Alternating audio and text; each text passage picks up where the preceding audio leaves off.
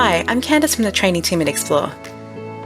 Today I'm going to show you around Canvas in Playground. Throughout my time in training, I've had educators tell me they've been a little nervous facing the blank screen of a fresh canvas.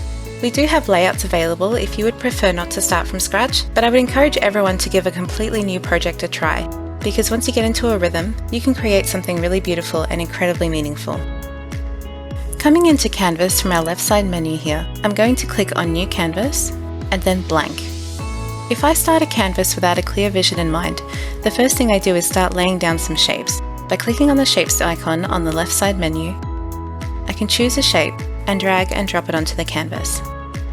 The default colour is this light beige, but we can change this by clicking on the colour palette at the top menu.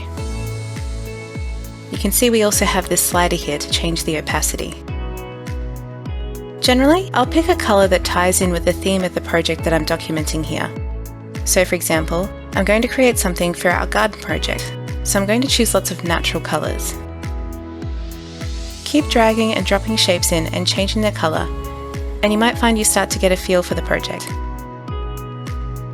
If you accidentally change something you didn't mean to, the undo and redo buttons up the top menu can be used.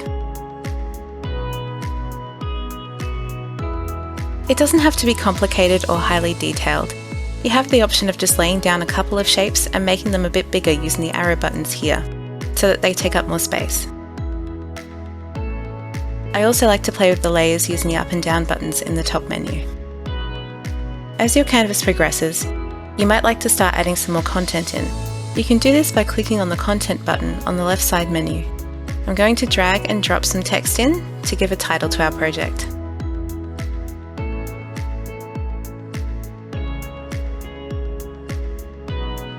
And I'm going to add a picture as well.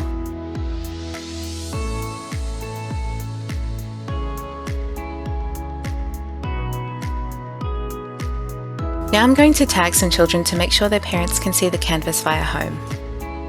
To do this, click the Children button on the left side menu and a list of all children will appear here. You can drag and drop children into a shape one by one, or you can tag everyone. You can also filter by room if needed. If you make a mistake, just click the little cross button next to the child. Now at first it looks like my children are disappearing, but if we click on the shape, we can see them appear here in the children icon. This is also where our outcomes will show.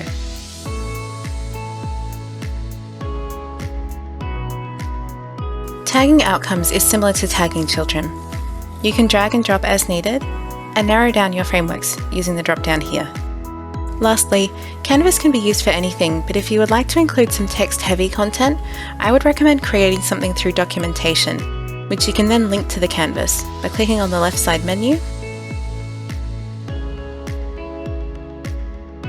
choosing your document, and dragging it into a shape.